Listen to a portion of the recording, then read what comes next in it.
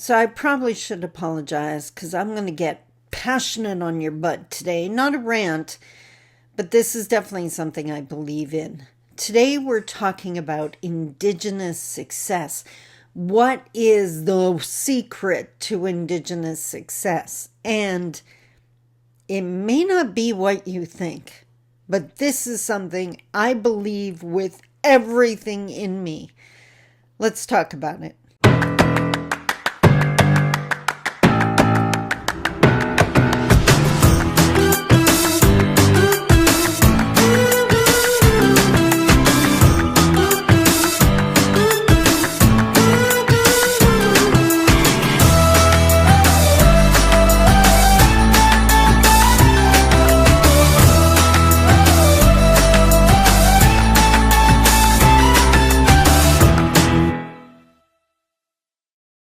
Bonjour.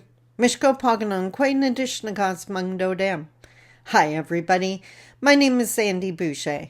I'm Red Thunderbolt Woman of the Loon Clan, a proud member of Seine River First Nation in Treaty 3 territory in Northern Ontario. Before I say anything else, I should apologize for the fact that I woke up this morning with a cold, tried to put on some makeup to hide my big red Rudolph nose. Definitely took my medication, although breathing is challenging.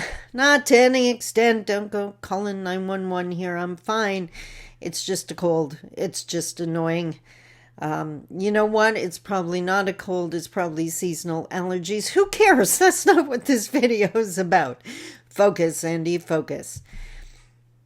If there's one thing I believe, and you've heard me talk about internalized oppression before, you've heard me say how everything you see in First Nation communities is a reaction to the environment.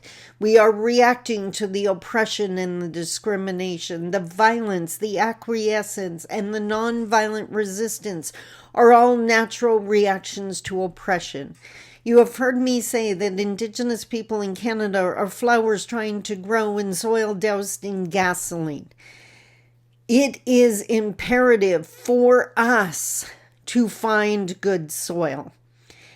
And if there's one thing I know to be true, because remember, I now successfully run a business I have for 15 years, but I was the domestic abuse survivor. I am a 10-year domestic abuse survivor. I have I know poverty. I have sold furniture to feed my kids. Been there, done that. I can't even count how many times alcohol blew my family apart. But if there's one thing I know for sure, to be successful, you need to change the tapes. You need to look at what you believe because of the environment and change your environment by changing what you believe. I see so many Indigenous people putting tons of energy into trying to get other people to look at us differently. But we never look at how we look at us and what we believe. We will not respect ourselves more because other people respect ourselves more. That's not how it works. As my mom would say, teach other people how to treat us. When we start looking at ourselves with respect, other people will. I honestly could care two beans if someone else respects me or believes I deserve respect. I know I do. And the people in my world will respect me. They do, or else they're not in my world. It is simply that simple. But it starts with me. It's the unpacking. It's the decolonizing. It's looking at, for example, one of the things, if someone had told me that the biggest challenge I would face with being successful in business was learning how to have money, I would have told them they were nuts. Like, I'm good. Give me money. I'm certain I could figure it out. You don't. Because if you're used to poverty, all you do is spend the money as fast as you can to return yourself back to your comfort zone of being broke.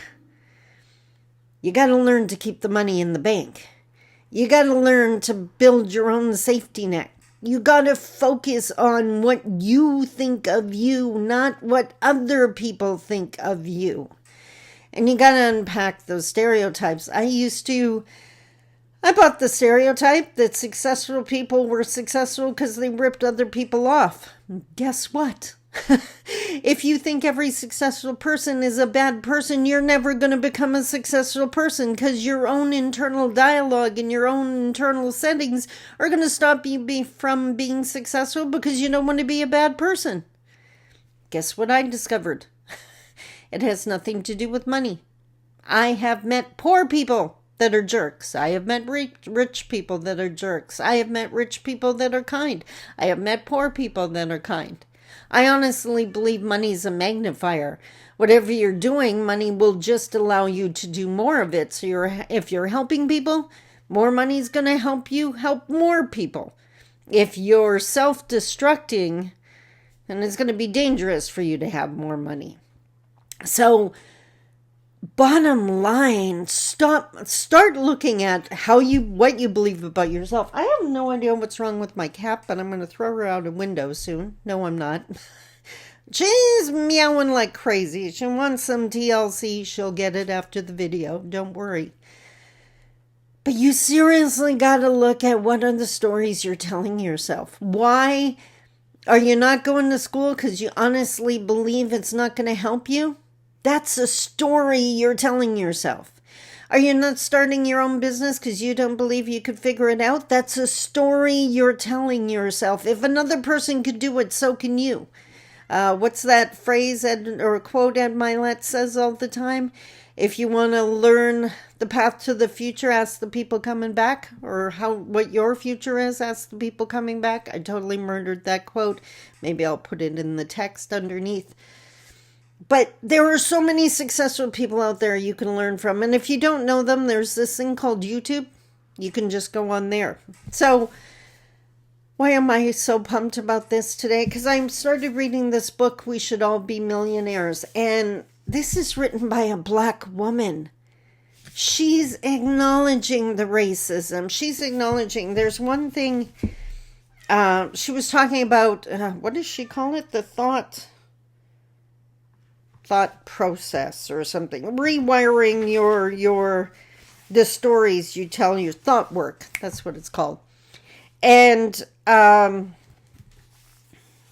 so she said, I recognize that the fears in my head are just stories that I tell myself. They are a prison that I've created to keep me from experiencing the disappointment of failure. She's talking about if you try to become successful and fail. So I can choose to believe something entirely different. I am literally going to put this on a Post-it note over my computer, because thought work and reprogramming, decolonizing, ongoing process for me. Listen to this. I can choose to believe in my ability to make money and provide financial security for my family. I can choose to believe in my ability to make smart financial decisions. I can choose to believe in my ability, or I can choose to believe that even if I make a big money mistake or some outside force causes me to lose everything, that I have the skill and the ability to make it all back faster than I've ever made it before. The one thing I always say is, when you've been knocked down as many times as I have, yes, stop questioning your ability to get back up. You know you will. Now listen to this. So she's acknowledging racism. She's acknowledging systemic racism. She's acknowledging how systems... Hang on a sec. Sorry about that. I literally had to close the door so I could finish this video. Then I'm going to have to go find out what the heck's wrong with my cat. Anyways, she's acknowledging the racism, the systemic racism that in her case, the world is set up against and Black woman being financially successful. An Indigenous woman or an Indigenous person could say the exact same thing. So this is what she repeats to herself to reframe her thoughts. Are you ready? This is on page 19, by the way, once again. Because of racism, I must build wealth. My people are systemically discriminated against, and racist practices are built into our banking and other economic policy. Therefore, I will make it a priority to get ahead and build wealth so I can show my people that it's possible for them too. Welcome to my life. I got so sick of people looking down on me, so sick of people telling me what I would and wouldn't be able to do because I'm Indigenous. I decided, you know what? You're wrong. And I listened instead to the elders who believed in me. I ignored their own stories that were limiting, and I created new stories where I believed in myself. There is nothing you can't do as far as success is concerned. It's up to you, and playing small only allows the oppressor to win. So stop basing your self-worth on what other people think of you. Their vision problem is not your value problem. No more excuses. No more waiting for Canada to respect us. It starts with us. It starts with us. We do not need them to save us. Remember in the Missing Facts videos? Way back when the settlers first got here, we were teaching them how to survive. We know how to teach others. We got to teach ourselves how to respect ourselves, and then we got to teach others how to respect us. The time is now, and that is the secret to Indigenous success. Do you honestly think when I stand on a stage, I'm begging people to save the poor Indigenous people? No. I'm telling them that their opinion of us is wrong. That those stereotypes they believe about us are wrong. And that they need an education so that we can finally start working together. That's decolonizing. That's teaching others how to treat you. That's Indigenous success. And if you need any more advice, I am always just an email away. I love you. Until tomorrow. Bye-bye. I almost forgot. I have 2 amazing surprises for you. For one, you may not know this, but if you type in sandyboucher.com, which now takes you to mishkwe.ca, which is the name of my company, or you just go to mishkwe.ca, I have my shop there. And that's where you can buy books and video courses and prints.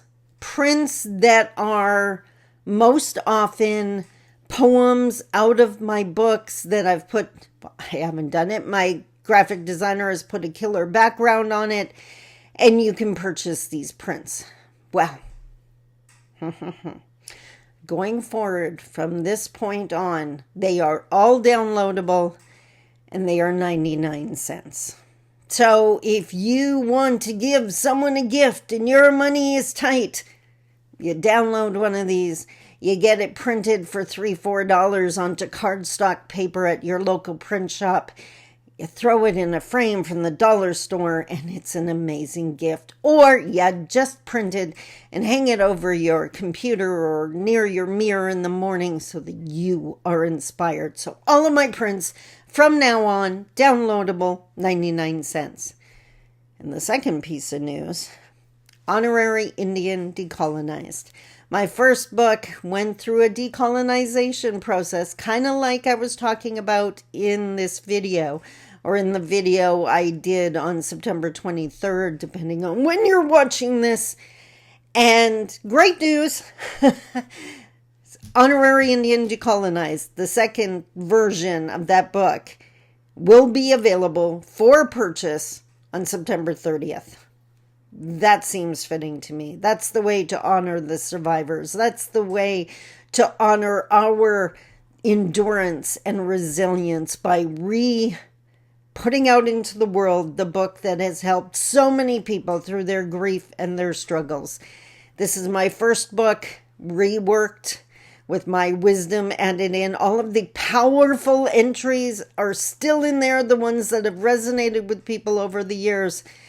And once again, it's available for you on my shop and on Amazon. I just couldn't wait to tell you. So, yay! I love you. Talk to you tomorrow. Bye-bye.